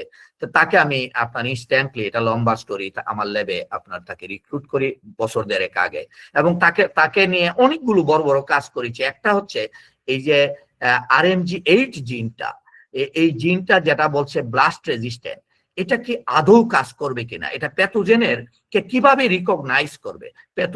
প্রত্যেকটা প্যাথোজেনের আপনার কিছু প্রোটিন তৈরি করে, যে প্রোটিনের মাধ্যমে এই পোষক উদ্ভিদ মানে হোস্টের ইমিউন সিস্টেমকে সে আপনার এই কলাপস করতে পারে। কিন্তু হোস্টের মধ্যে যদি আর জিন থাকে যেমন RMG8, এটার প্রোটিনটা আবার ওই প্রোটিনকে রিকগনাইজ করে এটা ইমিউন সিস্টেমকে ট্রিগার করবে যাতে আপনার রোগ প্রতিরোধিতা দেখাতে পারে। তো এটা আমরা খুব প্রিসাইজলি কম্পিটিশনাল বায়োলজির মাধ্যমে AlphaFold 3 এবং AlphaFold 2 ইউজ করে আমরা প্রোটিন ইন্টারেকশন প্রিসাইজলি দেখেছি যে yes it will work, against our wheat blast fungus in our country. যখন এটা কম্পিটিশনালি প্রুফ হয়েছে তখন আমরা এই আমাদের ভ্যারাইটির মধ্যে জিনটাকে স্ট্যাকিং করেছি। ডান পাশের ছবি দেখেন, শীষগুলো completely free from the pathogen, কিন্তু বা পাশে দেখেন কমপ্লিটলি ডেস্ট্রয় হয়েছে, সাদা হয়ে গেছে, মানে হচ্ছে রোগ জীবাণু আপনার পুরো শীষটাকে ধ্বংস করে দিয়েছে। কাজে আমরা খুব সাকসেসফুলি এইরকম অ্যাডভান্স ব্রিডিং লাইন তৈরি করেছি। আজকে আমি ফিল্ডে গিয়েছিলাম, এইগুলো মনে করেন উইদিন কাপল অফ ইয়ার্স আমরা কৃষকের মাঠে দিব। একেবারে জিনকে স্ট্যাকিং করে আমরা এটা করেছি। আমরা একটু শুরুতে বলেছিলাম যে আমরা বায়ো গোল্ড সার্চ করছি। আমরা আমাদের 7,000 যে ব্যাকটেরিয়া বিভিন্ন বীজের ভিতর থেকে আবিষ্কার করেছি, তাদেরকে চেক করে দেখলাম কিছু ব্যাকটেরিয়া আছে, এদেরকে যদি স্প্রে করি, নিচের যে দেখেন ছবিগুলো, আমরা আমাদের গমকে প্রটেক্ট করতে পারি। কিভাবে প্রটেক্ট করে? এটা ডিএনএ অ্যানালাইসিস করে, জেনোমিক্সের মাধ্যমে আমরা পেয়েছি এরা অ্যান্টিমাইক্রোবিয়াল কম্পাউন্ড তৈরি করে। কি অ্যান্টিমাইক্রোবিয়াল? আমাদের স্টুডেন্ট আবিষ্কার করেছে 3-methyl pentanoic acid, একটা স্মল মলিকুল। এই স্মল মলিকুলটা আপনার এই যে দেখেন একটা স্মল মলিকুল, এইটা একটা ভোলাটাইল কম্পাউন্ড। এটা ফাঙ্গাসের জন্য, ছত্রাকের জন্য খুবই ক্ষতিকর, তাকে ইনহিবিট করে এবং রোগ থেকে হুইটকে প্রটেক্ট করতে পারে। এই 3-methyl pentanoic acid ডাটাবেসে যখন আমরা সার্চ করলাম, আমরা দেখেছি গত 40 বছর যাবত সারা পৃথিবীতে এটা হচ্ছে একটা সেফ আপনার flavour agent in the food industry. কিন্তু এটা যে এইরকম ধরনের উদ্ভিদের রোগ বা অ্যান্টিমাইক্রোবিয়াল অ্যাক্টিভিটি আছে এটা কেউই জানতো না। আমরা এটা প্যাটেন্ট করেছি এবং করে এটা কিভাবে ফাংশন করে ডিটেইল মেকানিজম আবিষ্কার করার জন্য কম্পিটিশনাল মেথড ইউজ করেছি, যে ছত্রাকের কোন প্রোটিনকে, এনজাইমকে টার্গেট করে আমরা স্ক্রিনিং করে এখানে দেখেছি মলিকুলার ইন্টারেকশন এবং স্টেবিলিটি অ্যানালাইসিসের মাধ্যমে। এটা হচ্ছে ইউডিপি গ্লুকোজ 4 আইসোমারেজ একটা এনজাইম আছে। এই এনজাইমটা গ্যালাক্টোজ থেকে গ্লুকোজে কনভার্ট হওয়া এবং cell wall synthesis, membrane stability এর জন্য রেসপন্সিবল, এনার্জি তৈরি করা। এবং এটাকে আবার আপনার ট্রান্সক্রিপ্টোমিক অ্যানালাইসিসের মাধ্যমে, জিন এক্সপ্রেশনের মাধ্যমে আমরা কনফার্ম করেছি যদি ছত্রাকের মধ্যে 3-methyl pentanoic acid ইউজ করি তাহলে ইউডিপি গ্লুকোজ 4 এপিমারেজ জিনের এক্সপ্রেশন আপনার ব্লক হয়ে যায়। এবং আমরা এইটা আপনার প্রপোজ করেছি যে সে কিভাবে কাজ করে। এখন দেখেন কিভাবে একটা sequence of story, computational as well as methodology, bioinformatics এবং আমরা ল্যাবরেটরি এর মাধ্যমে আমরা ফাইনালি এটার পাথওয়েটা বের করেছি, যে এটা 3MP অ্যাপ্লাই করলে এটা বাইন্ড করে আপনার ইউডিপি গ্লুকোজ 4 এপিমারেজকে এবং এটা গ্যালাক্টোজ থেকে গ্লুকোজে পরিণত হতে দেয় না, যেগুলো এসেনশিয়াল সেল ওয়াল ইন্টিগ্রিটি এবং এনার্জির জন্য, এবং তখন সেল রাপচার হয়ে যায়। এবং এটা জার্নাল অফ বায়োলজিক্যাল কেমিস্ট্রিতে এই পেপারটা আছে, এটা একটা আনপাবলিশ ডাটা। আমি আমার বক্তব্যের শেষের দিকে আরেকটা জিনিস বলি, যে এখন পৃথিবীতে অ্যান্টিবায়োটিক রেজিস্ট্যান্স একটা বিগ প্রবলেম। ক্লেপসিয়ালা নিউমোনি ম্যাক্সিমাম আপনার এই যে অ্যানেস্থেসিয়াতে আপনার আইসিইউতে পেশেন্ট মারা যায়, ইকোলাই, এরা এখন কোনো ড্রাগ কাজ করছে না, মাল্টি ড্রাগ রেজিস্ট্যান্ট। এখন এইটার উপরে সারা পৃথিবী এখন ইনভেস্ট করছে কিভাবে নিউ অ্যান্টিবায়োটিক ডিসকভার করা যায়। সোহার্থ হাসনাত, আমি একটু আগে বলেছিলাম, তার ছবিটা এখানে দেখতে পারেন। সোহার্থ হাসনাত 3000, এখানে হচ্ছে পুরো প্রোটোকলটা বায়ো ইনফরমেটিক্স এর যে পাইপলাইনটা আমরা ইউজ করেছি, থাউজেন্ডস অফ আপনার small molecule potential to target the আপনার ব্যাকটেরিয়াল এনজাইম, যে ব্যাকটেরিয়া গুলো মাল্টি ড্রাগ রেজিস্ট্যান্ট, এইটা আমরা স্ক্রিনিং করেছি। স্পেশালি DFRA1 প্রোটিনকে আমরা টার্গেট করেছি, যেটার রেজিস্ট্যান্ট এই সবগুলো অ্যান্টিবায়োটিক রেজিস্ট্যান্স হয়ে গেছে, যে এটাকে এসকেপ করতে পারে কিনা। তা আমরা এখানে পেয়েছি কি, যে মেথোপ্রিম যেটাতে ফেল করছে, এই ব্যাকটেরিয়া মিউটেশনের মাধ্যমে ড্রাগের যে টার্গেট এটাকে ব্লক করে ফেলে, এই জন্য অ্যান্টিবায়োটিক রেজিস্ট্যান্স ডেভেলপ হয়। তা আমরা কম্পিটিশনালি অ্যানালাইসিস করে আমরা পেয়েছি এখানে আমাদের যেহেতু কম্পিটিশনাল খুব ভালো ফেসিলিটিস আছে, এখানে আমি একটু দেখিয়েছি যে আমাদের আসলে কিভাবে আমরা কাজটা করছি। এবং এখানে কম্পিটিশনাল কোয়ান্টাম কেমিস্ট্রির মাধ্যমে 3000 এর উপরে কম্পাউন্ডকে স্ক্রিনিং করে আমরা 6 প্রথম ড্রাগ ক্যান্ডিডেট পেয়েছি। এখানে দেখেন কম্পিটিশনাল কোয়ান্টাম কেমিস্ট্রি এর মাধ্যমে এই বাইন্ডিং, অ্যাফিনিটি, স্টেবিলিটি এগুলো আমরা স্টাডি করেছি এবং ফাইনালি এই দুটো কম্পাউন্ডকে পেয়েছি ভেরি পাওয়ারফুল এবং তারা ইউনিক, তাদের অ্যাক্টিভিটি আছে। এরপরে এদের আরো স্টাডি করেছি যে এরা সেফ কিনা এবং এইগুলো করে। এইটা খুব ইন্টারেস্টিং। আপনার এই আমরা এটা ভিডিও, কিন্তু আমি এখানে হয়তো অতটা ক্লিয়ারলি আপনারা দেখতে পাচ্ছেন কিনা জানি না। এটা কিভাবে বাইন্ড করে এবং কোথায় বাইন্ড করে এবং কিভাবে এটা অ্যান্টিবায়োটিক রেজিস্ট্যান্ট ব্যাকটেরিয়াকে কোলাপস করে, এটা আমরা বের করেছি। বের করার পরে হচ্ছে এটা হচ্ছে কম্পিটিশনাল, এটা হচ্ছে প্রেডিক্টিভ। এখন রিয়েল ব্যাকটেরিয়াকে কোলাপস করে কিনা এটা দেখার জন্য আমরা ক্ল্যাবসিয়ালা নিউমোনি ল্যাবের মধ্যে এনে মাল্টি ড্রাগ রেজিস্ট্যান্ট আমরা দেখেছি। Yes, it works exactly as we found in the computer. এটা হচ্ছে আরেকটা স্টোরি। এবং ইন্টারেস্টিংলি এই কম্পাউন্ডটা আমরা রিসেন্টলি আইসিডিডিআরবি বলছে বাংলাদেশের আপনার এই যে আইসিইউতে যে পেশেন্ট মারা যায় তার মেজরিটি মারা যায় আপনার এই ক্যান্ডিডা ওরিসের মাধ্যমে। এবং এইটা নতুন তারা বলেছে যে এটা আসলেই ক্যান্ডিডা ওরিস হচ্ছে একটা ছত্রাক, নট ব্যাকটেরিয়া।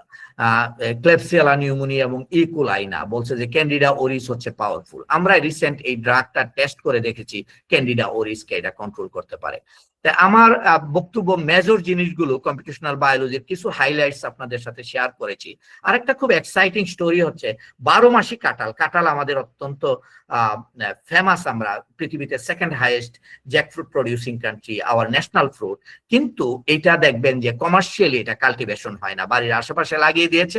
মূল কারণ হচ্ছে এটা আপনার এমন একটা সিজনে হয় যখন আম, জাম, লিচু আরো ভালো ফ্রুট থাকে, এক একটা ফ্রুট এটা কয়েক কেজি। এবং এই গরমে ওই সিজনে জুলাই আগস্টের দিকে এটা দেখা যাচ্ছে যে 60% আপনার পচে নষ্ট হয়, অথচ এটা খুবই হাইলি নিউট্রিশাস। সিড থেকে শুরু করে চামড়া পর্যন্ত এবং কোষ পর্যন্ত খুবই নিউট্রিশাস। তা এই গাছটা, এই ছবিটা যারা দেখতে পাচ্ছেন চট্টগ্রামের রামগড়ে পাওয়া গেছে। 12 মাস যে কোনো সময় যাবেন আপনার 200 কাঁঠাল পাবেন। তো যদি আমরা এটাকে 12 মাসিটাকে আপনার এই কমার্শিয়ালাইজ করতে পারি তাহলে প্রচুর কাঁঠাল বেসড ইন্ডাস্ট্রি, প্রসেসিং ইন্ডাস্ট্রি দাঁড়াবে। সেই জন্য এটার হোল জেনোমকে আমরা ডিএনএ কে সিকোয়েন্স করে তার ফ্লাওয়ারিং এর যে রহস্য, এই জিনগুলোকে আমরা বায়োইনফরমেটিক্স এর মাধ্যমে অ্যানালাইসিস করেছি। কাজে এটা একটা কাজ আমাদের চলছে, মার্কার তৈরি করছি এবং প্যানজেনোমিক্স অন্য কাঁঠালের চেয়ে তার বৈসাদৃশ্য সমস্ত কিছু আমরা বের করেছি। আমরা দেখেছি যে ফ্লাওয়ারিং জিন ওইটাতে প্রতিটার 6 কপি করে আছে, যেটা নর্মালে সিঙ্গেল কপি থাকে। কাজে এটার উপর বেস করে আমরা বায়োটেকনোলজি তৈরি করতে চাই। এখানে আরেকটা ছবি দেখেন, আমাদের আরেকটা জাতীয় অহংকার, সেটা হচ্ছে ইলিশ মাছ। ইলিশ মাছ গত 100 বছরে কোথাও কোনোদিন কোনো রোগ হয় নাই। পৃথিবীতে কোনো জীবই খুঁজে পাওয়া যায় না তার কোনো রোগ হয় নাই, কিন্তু এটা বঙ্গোপসাগর থেকে একেবারে সুনামগঞ্জের হাওর এবং রাজশাহীর আপনার পদ্মাতে চলে যায়। আপনি বাজারে যখনই ইলিশ দেখবেন এটা যেমন রাজা মাছ চকচক করছে অলওয়েজ।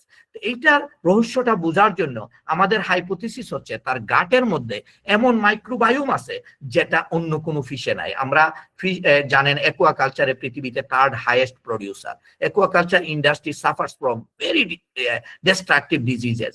তো এই ডিজিজকে কন্ট্রোল করার জন্য, এই বায়োগোল্ডটাকে ডিসকভার করার জন্য আমরা হিলসার গাট মাইক্রোবায়োম অ্যানালাইসিস করেছি এবং এখানে অনেকগুলো নিউ ব্যাকটেরিয়া পেয়েছি।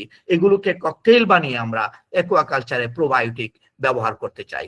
এটা আরেকটা আমাদের লেটেস্ট প্রজেক্ট, সেটা হচ্ছে বাংলাদেশের এই যে মানচিত্র দেখছেন যেখানে আমরা ফসল চাষ করি, তার হেলথ মারাত্মকভাবে সয়েল ডিটোরিওরেটেড হয়েছে।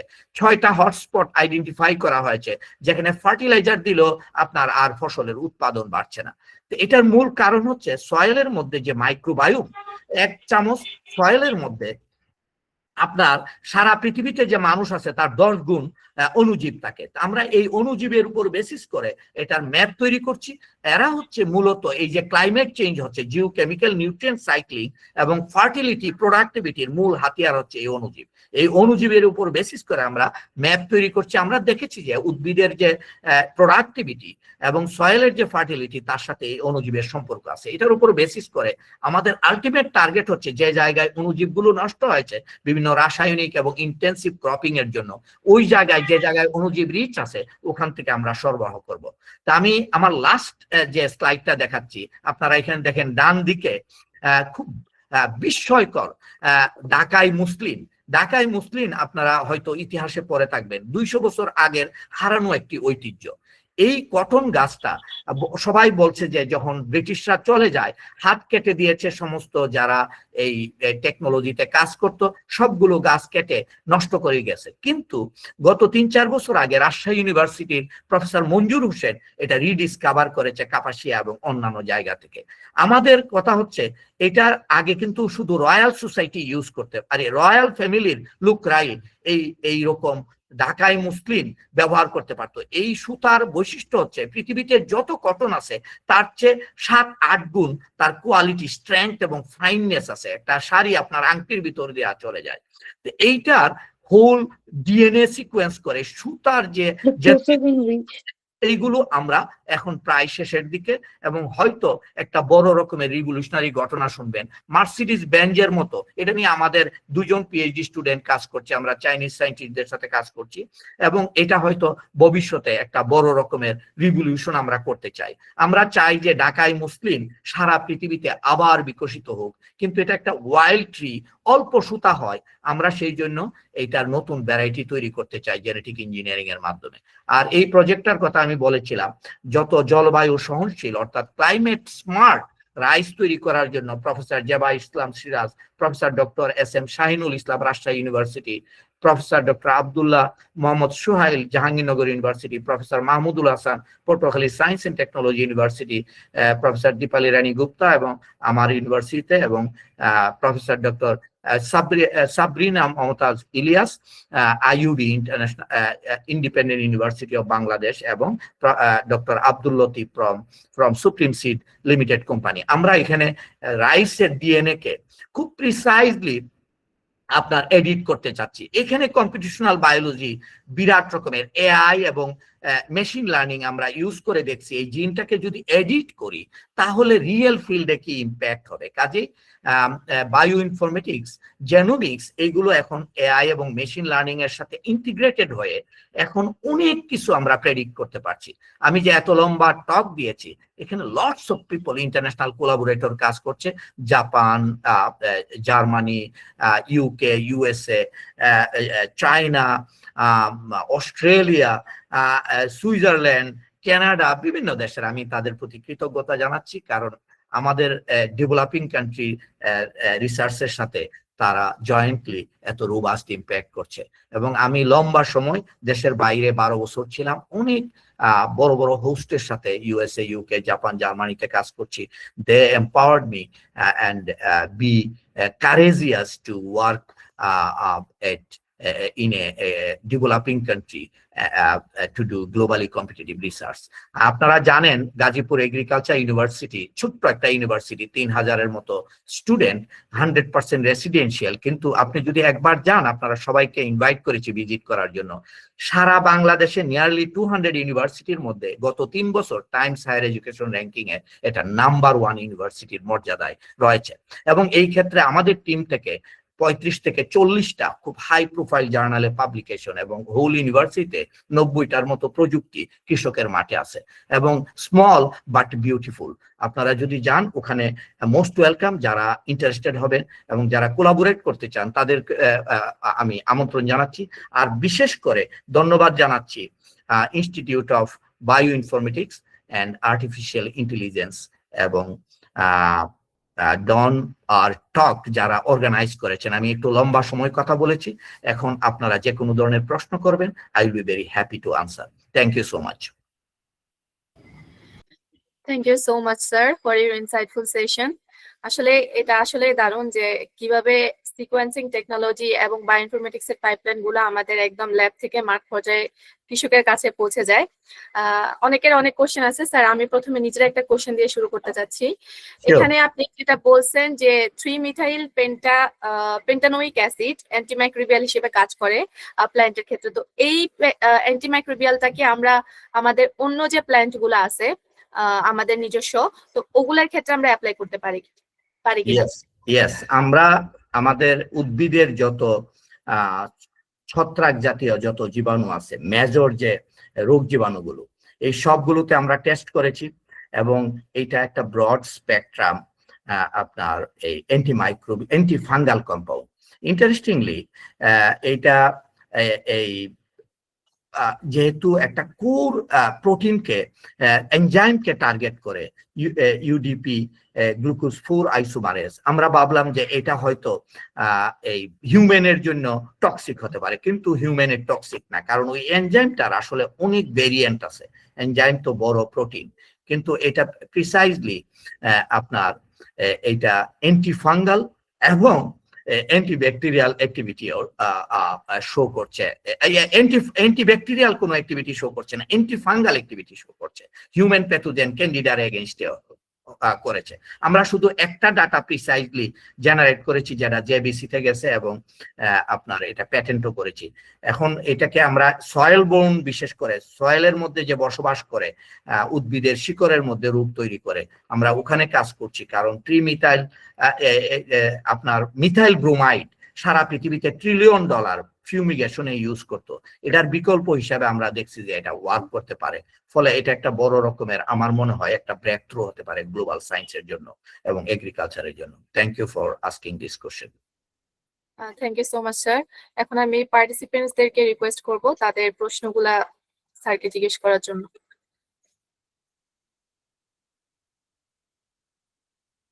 যে কোনো ধরনের প্রশ্ন করবেন।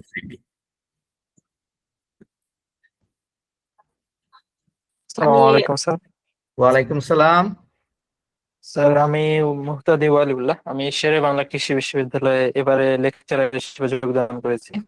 আমি ভেটেরিনারি স্টুডেন্ট ছিলাম, এখানকার প্যাথোলজি Very good. ডিপার্টমেন্টে যোগদান করেছি। আমার বায়োইনফরমেটিক্স এর আগ্রহ বেশ কয়েকদিন থেকে শুরু হয়েছে, কয়েকটা কোর্সও করছি অলরেডি, বা শুরু করতেছি আর কি।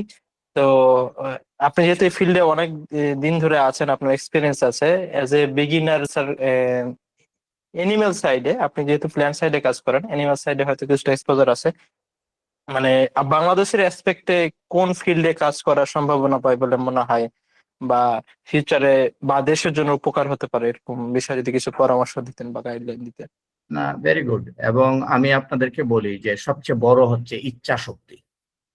কারণ বায়ো ইনফরমেটিক্স বা কম্পিটিশনাল বায়োলজি অ্যালগোরিদম ইউজ করে আপনার রিয়েল বায়োলজিক্যাল ডাটাকে অ্যানালাইসিস করে সায়েন্স বের করে নিয়ে আসা, এইটা আমি মনে করি আমাদের ডেভেলপিং কান্ট্রিতে, যেখানে ল্যাব ফেসিলিটিস ক্রিয়েট করা খুব কঠিন, শুধু কম্পিউটার থাকলেই এবং আইডিয়া থাকলেই হয়, এটা আপনি শুরু করতে পারেন। আপনি যেহেতু প্লান্ট সায়েন্স এবং প্লান্ট প্যাথোলজি, আমার মনে হয় প্ল্যান্ট হেলথ নিয়েই আপনি প্রথম স্টার্ট করতে পারেন। আর এটা আসলে অ্যানিমেল প্যাথোলজি, আপনি অ্যানিমেল নিয়ে কাজ করতে পারেন। এবং আমি আপনাকে সাজেস্ট করব, আমার টিমে একজন এই ভেটেরিনারি প্রফেসর আছে, আপনি নাম শুনে থাকবেন, ডক্টর নাজমুল হক। নাজমুল হক হচ্ছে এখন বাংলাদেশে, আমি মনে করি তার বয়সের জন্য দ্য রিচেস্ট রিসার্চার। তার 7 কোটি টাকার উপরে ফান্ডিং আছে, 4 জন ফরেন স্টুডেন্টও আছে। এই নাজমুল হক বাংলাদেশে মেটাজেনোমিক্সের one of the powerful scientist এবং ম্যাস্টাইটিস নিয়ে কাজ করে। আমরা অনেকগুলো অ্যানিমেল ফিশ, আমার কোনো এরকম কোনো বর্ডার নেই, কিন্তু আমি প্ল্যানটাকে শো করেছি। এটা জাস্ট একটা, কারণ সব স্টোরি তো এখানে বলা যাবে না, 400-500 আর্টিকেল পাবলিশ হয়েছে এবং নানা রকমের স্টোরি আছে। জাস্ট সেন্সিটাইজ করার জন্য, আপনাদেরকে তরুণদেরকে কনফিডেন্স দেওয়ার জন্য এটা বলছি। যদি ইচ্ছা শক্তি থাকে, আপনার অনলাইনে প্রচুর ট্রেনিং কোর্স আছে, আর অফলাইনেও আমাদের যেরকম এই প্রতিষ্ঠানটা আছে IBAI, অনেক বড় বড় প্রতিষ্ঠান নতুন করে ইমার্জ হচ্ছে, ইয়াংরা করছে। আপনি ইচ্ছা শক্তি থাকলে এটা করতে পারবেন। আমরা এই যে আগামীকাল 1 সপ্তাহ আমাদের স্টুডেন্টদের ইন্টেন্সিভ আপনার এই bio informatics, synthetic biology, computational biology, এগুলো ট্রেনিং চলবে। কাজে এটা লার্নিং এবং ডুইং আপনি শুধু লার্ন করলে হবে না থিওরি, কাজ করতে হবে এবং কাজ করে প্রবলেম সলভ করতে থাকবেন, এক পর্যায়ে দেখবেন যে কোথায় চলে গেছেন, এটা অবিশ্বাস্য হবে। Thank you. স্যার আমার নাজমুল আগে হক স্যার কোন ইউনিভার্সিটি স্যার? জি, নাজমুল হক স্যার হচ্ছে নাজমুল হক গাজীপুর এগ্রিকালচার ইউনিভার্সিটির, এবং তার নাম দিয়ে ব্রাউজ করে বুঝতে পারবেন যে সে কত পাওয়ারফুল সায়েন্টিস্ট। ঠিক আছে স্যার, নাজমুল ধন্যবাদ হক স্যার। পিএইচডি করেছে ইউনিভার্সিটি অফ ঢাকা থেকে, কোনো বিদেশে গিয়ে লম্বা সময় থাকে নাই, কিন্তু আপনার ইউজিসি গোল্ড মেডেল বলেন, বাংলাদেশ একাডেমি অফ সায়েন্সের মেডেল, জি নবের মেডেল, আমাদের ইউনিভার্সিটিতে অলওয়েজ চ্যাম্পিয়ন। কিন্তু শুধুমাত্র এই যে পার্সোনাল স্ট্রং প্যাশন, এই প্যাশনটা লাগবে, কারণ এখানে কোডিং করেন, ডাটা অ্যানালাইসিস করেন, ধৈর্য এবং কিউরিওসিটি যদি এনজয় করেন, এইটার মতো আনন্দদায়ক কোনো ফিল নেই। কারণ প্রতি সেকেন্ডে thousands of billions of data আপনার এনসিবিআই জিন ব্যাংকে জমা হচ্ছে, মোস্ট অফ দেম আর আনঅ্যানালাইজ। এখান থেকে সায়েন্স বের করে নিয়ে আসা, এটা আমি মনে করি আমাদের তরুণদের জন্য এটা একটা বড় আপনার এই opportunity. Thank you so much sir. আমি পার্টিসিপেন্টদের অনুরোধ করব, যাদের কোশ্চেন আছে তারা প্লিজ হ্যান্ড রেজ করুন, আমরা হচ্ছে নাম ধরে কল করব। আর স্যার তার আগে হচ্ছে আমাদের কমেন্টস বক্সে কিছু কোশ্চেন আসছে। জি, একজন কোশ্চেন করেছেন, what are the genetic resistance mechanism that rice plant use against rice blast and how can this overcome in breeding? এটা খুব ভালো প্রশ্ন। রাইস ব্লাস্ট হচ্ছে পৃথিবীর মধ্যে আপনার সবচেয়ে একটা ডিস্ট্রাকটিভ প্লান্ট প্যাথোজেন, এবং আমাদের দেশে শত বছর যাবত এটা আছে। রাইস ব্লাস্টকে আপনার প্রটেক্ট করার জন্য রাইসের বিভিন্ন জিন আবিষ্কার করা হয়েছে। এই জিনগুলো প্রায় 20-22টা জিন আবিষ্কার করেছে, কিন্তু প্যাথোজেনটাও খুব দ্রুত মিউটেশনের মাধ্যমে ইভলভ হয়ে অনেকগুলো জিনকে আপনার ওভারকাম করতে পারে, এই রেজিস্ট্যান্সকে ব্রেক ডাউন করতে পারে। তো এটা সাধারণত মেকানিজমটা হচ্ছে কোনো একটা রেজিস্ট্যান্ট জিন, এই জিনটা কিভাবে প্যাথোজেনকে রেজিস্ট করে। এই জিনটার যে প্রোডাক্ট, জিনটা যখন এক্সপ্রেস করে সে প্রোটিন তৈরি করে, ওই প্রোটিন প্যাথোজেনের প্রোটিনকে খুব কুইক রিকগনাইজ করতে পারে। কোন প্রোটিনকে? যে প্রোটিনের মাধ্যমে প্যাথোজেন, অর্থাৎ এটা অনেকটা টক্সিনের মতো, প্যাথোজেন হোস্টের ইমিউন সিস্টেমকে আপনার কলাপস করবে। এটা অনেকটা আর্ম রেসের মতো। কাজে আর জিনের প্রোটিন, যারা রেজিস্ট্যান্ট জিন, সে প্যাথোজেনের প্রোটিনকে রিকগনাইজ করবে খুব ফাস্ট, আল্ট্রা সেকেন্ডে, এন্ড দেন আপনার সে ভিতরে মেসেজ পাঠিয়ে দিবে সব ইমিউন যে এই আর্মারি আছে, যে রেডি এন্ড স্টার্ট ফাইটিং। এবং তখন সে নানা রকমের ফিজিক্যাল এবং কেমিক্যাল ব্যারিয়ারের মাধ্যমে প্যাথোজেনকে আপনার প্রটেক্ট করে। এবং যেটা সাসেপ্টিবল ভ্যারাইটি, সেই ক্ষেত্রে যেটা রোগ সংবেদনশীল, তার এই ক্ষমতাটা থাকে না, অথবা স্লোলি আপনার রিঅ্যাক্ট করে। In the mean time pathogen বিভিন্ন রকমের আর হান্ড্রেডস অফ এটারে বলে এভিআর জিন বা ইফেক্টরের মাধ্যমে আপনার হোস্ট প্লান্টকে, তার যে ইমিউন সিস্টেম আছে সেটাকে কলাপস করে ফেলে এবং তাকে অকুপাই করে। কাজে এটা বড় রকমের যুদ্ধ, এবং রাইস ব্লাস্ট হচ্ছে একটা মডেল অর্গানিজম, এবং রাইস ব্লাস্ট এবং হোস্টের যে ইন্টারাকশন, এবং এটাকে এখন জিন এডিটিং এর মাধ্যমে বিজ্ঞানীরা আমরা চেষ্টা করছি। তারপরে আর জিনের মাধ্যমেও অনেকগুলো আর জিনকে ইন্টিগ্রেট করে এটার ভ্যারাইটি অনেক দেশে ডেভেলপ করেছে, নানা রকমের আপনার ব্রিডিং চলছে। কিন্তু এডিটিং এর ক্ষেত্রে ইউরোপিয়ানরা একটা এই আপনার ভালো এডিটিং করেছে এবং ইটালিতে ট্রায়ালও করেছে। এটা এখনো পাবলিশ হয় না, আমার কোলাবোরেটর সুফিয়ান কামাউন, ওইটা আমরা এখন আমাদের বাংলাদেশে ট্রাই করতে চাই। মূল জিনিসটা হচ্ছে আর জিন দিয়া এই যুদ্ধ করে আর্ম রেস দিয়ে এটা সম্ভব না। যে জিনিসটা করতে হবে, প্যাথোজেন যাতে রিকগনাইজ না করতে পারে এই রাইসকে, এরকম একটা মেকানিজম করতে হবে। এস জিনে এডিটিংটা এখন একটা বড় টার্গেট বলে মনে করা হচ্ছে। Thank you. Thank you so much sir. আমাদের আরেকজন পার্টিসিপেন্ট কোশ্চেন করেছেন, স্যার জিনোম সিকোয়েন্সিং এর জিনোম সিকোয়েন্সকে এডিট করে নতুন জিনোম সিকোয়েন্স করলে এটা কি পরবর্তীতে কোনো রোগ হওয়ার সম্ভাবনা হবে কি? কারণ এটা যেহেতু আমরা চাইলে এডিট করতে পারি, নেচার কি এগুলো নিজে নিজে এভলিউশন হয়ে হিউম্যানে কোনো সমস্যা করতে পারে কিনা? হ্যাঁ, গুড প্রশ্ন। জেনোম এডিটিংটা এখন পৃথিবীতে এটা অসম্ভব রকমের পাওয়ারফুল এবং রিভলিউশনারি টেকনোলজি হিসেবে আবির্ভূত হয়েছে। এমন কোনো জীব নাই যেটাকে এডিট করা যাচ্ছে না। হিউম্যানের ক্ষেত্রে অলরেডি দুটো বেবি হয়েছে চায়নাতে, নানা এন্ড লুলু। ওই তাদের প্যারেন্টস আপনার HIV পেশেন্ট ছিল, ফলে বাচ্চা হলে HIV হবে। একজন বিজ্ঞানী তাদের এই আপনার ইনভিট্রো ফার্টিলাইজেশনের মাধ্যমে যে এমব্রায়ো হয়েছে জার্ম লাইন তার এডিট করে এটা করেছে। তো হিউম্যানের ক্ষেত্রে এটা আনএথিক্যাল বলা হচ্ছে এবং জার্ম লাইনে এডিটিংটা টোটালি ব্যান্ড, ওই ভদ্রলোক জেল খাটতে হয়েছে। কিন্তু অন্যান্য উদ্ভিদের ক্ষেত্রে এটা এখন পৃথিবীর জাপানের মতো দেশ এটা অ্যাকসেপ্ট করছে। কারণ এখানে কি করবেন আপনি, মনে করেন 3.2 বিলিয়ন বেস পেয়ার আপনার ডিএনএ এর মধ্যে আছে, এইটার মধ্যে একটা বেস পেয়ার ডিফেক্টের কারণে আপনার সিকেল সেল অ্যানিমিয়া হয়। আমেরিকাতে এই সিকেল সেল অ্যানিমিয়া কারেকশন করার জন্য আপনার অলরেডি ক্রিসপার-কাস জেনোম এডিটিং এই FDA অ্যাপ্রুভাল দিয়েছে।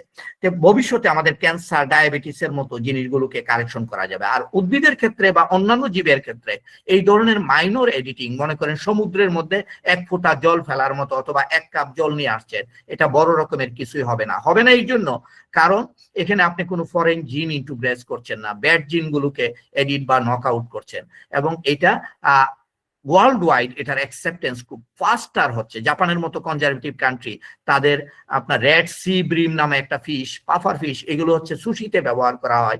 টমেটোতে গাবা এনরিচ টমেটো করেছে। আমাদের পাশের দেশ ইন্ডিয়াতে রাইস করেছে। তো এটাতে কোনো সাইড ইফেক্ট থাকার কারণ নেই, কারণ এটা খুব প্রিসিশন, একেবারে প্রিসাইজলি স্পেসিফিক জিনকে আপনি এডিট করছেন। যদি এটা সাকসেসফুলি করতে পারেন, it would make huge impact. আর প্রকৃতিতে আপনার অলওয়েজ কিন্তু মিউটেশন হচ্ছে, কিন্তু আপনি যে মিউটেশনটা করছেন, থাউজেন্ডস অফ মিউটেশন হচ্ছে। আমাদের ডিএনএ তো মিউটেশন হচ্ছে, আদারওয়াইজ ক্যান্সার হতো না। কিন্তু এখানে আপনি একেবারে প্রিসাইজলি স্টাডি করে কম্পিউটেশনালি এআই দিয়ে কনফার্ম করবেন এই জিনটা মিউটেশন করলে আমার আর কি ক্ষতি হতে পারে। এটা যখন কনফার্ম হবেন তখনই আপনি এই মিউটেশনের মাধ্যমে বা এডিটিং এর মাধ্যমে ইম্প্যাক্টফুল কিছু করতে পারবেন। Thank you. Thank you so much sir. আমাদের কি পার্টিসিপেন্টদের আর কোনো কোশ্চেন থাকলে হ্যান্ড রেজ করতে পারেন। স্যার যেহেতু আর কেউ হ্যান্ড রেজ করেনি, তার মানে আমরা বুঝে নিচ্ছি কারো আর কোশ্চেন নেই। স্যার আপনাকে অলওয়েজ ওয়েলকাম। কোনো বায়োইনফরমেটিক্স রিলেটেড কাজ থাকলে আমাদের ডিওবিতে আপনাকে অলওয়েজ ওয়েলকাম। আমরা আসলে অনেক খুশি হব স্যার যদি হচ্ছে যে আপনি আপনার সাথে কোনো কোলাবোরেটিভ কাজ আমরা করতে পারি। আমি খুবই খুশি হয়েছি যে আপনারা এরকম ধরনের একটা এই ইনিশিয়েটিভ নিয়েছেন। এটা শুধু বিজনেস না, আমি মনে করি এখানে আপনি এমন একটা জেনারেশন তৈরি করবেন যারা এই বর্ডারলেস একটা জগৎ, এটা একটা বড় বিস্ময়কর, যেখানে আপনারা এআই এবং মেশিন লার্নিং এইটার ইন্টিগ্রেশন করবেন এবং বায়ো ইনফরমেটিক্স আনইউজুয়ালি ফাস্টার ইভলভ হচ্ছে। শুধু আমি না, আপনারা যেটা করবেন, গ্লোবালি বাংলাদেশি অনেক বড় বড় সায়েন্টিস্ট তারা এই এআই, মেশিন লার্নিং এবং বায়োলজির সাথে কম্পিউটার সায়েন্সের লোকজন একসাথে কাজ করছে। কাজেই আপনাদের নেটওয়ার্কটা অনেক বড় বানাবেন। আর আমি আমার মতো একজন সাধারণ গবেষক যদি আপনাদেরকে কোনোভাবে এই তরুণ যারা উদ্যোগ নিয়েছেন, উদ্যোক্তাদের কাজে লাগতে পারি, I will be very happy. এবং আমি মনে করি আমরা জয়েন্টলি অনেক কিছু করতে পারি। আমার ল্যাব থেকে প্রচুর বেসিক ডাটা জেনারেটেড হচ্ছে, যেগুলো আপনাদের এখানে যদি ভলান্টিয়ারলি কেউ এটা শিখতে চায়, কন্ট্রিবিউট করতে চায়, পাবলিশ করতে চায়, দে আর মোস্ট ওয়েলকাম। কাজে আপনারা ওই রকম কাউকে এনগেজও করতে পারেন। আর জয়েন্টলি কোলাবোরেটিভলি আমরা আমাদের দেশের অনেক বড় বড় কাজ করতে পারি বলে আমি বিশ্বাস করি। ইভেন ন্যাশনালি অনেক AI, machine learning, bio informatics use করে অনেক এই ন্যাশনাল এবং ইন্টারন্যাশনাল প্রজেক্টও আমরা নিয়ে আসতে পারি। কাজে আপনারা একটা জেনারেশন তৈরি করেন যাতে এই জেনারেশন আমাদের ভবিষ্যতে এটা যেহেতু একেবারে বর্ডার ক্রস করে কাজ করা যাচ্ছে, নিজে ট্রাভেল না করে, তারা আমাদের জন্য বড় অ্যাসেট হবে। এবং শুধু আমাদের দেশের জন্য না, গ্লোবাল সায়েন্সের জন্য এরকম অ্যাসেট দরকার। আমি যেহেতু লং টাইম বিদেশে কাজ করেছি, আমি দেখেছি যে এই ওখানে যে ফ্যাসিলিটিস আছে আমাদের ল্যাবগুলোতে এই ফ্যাসিলিটিস নাই।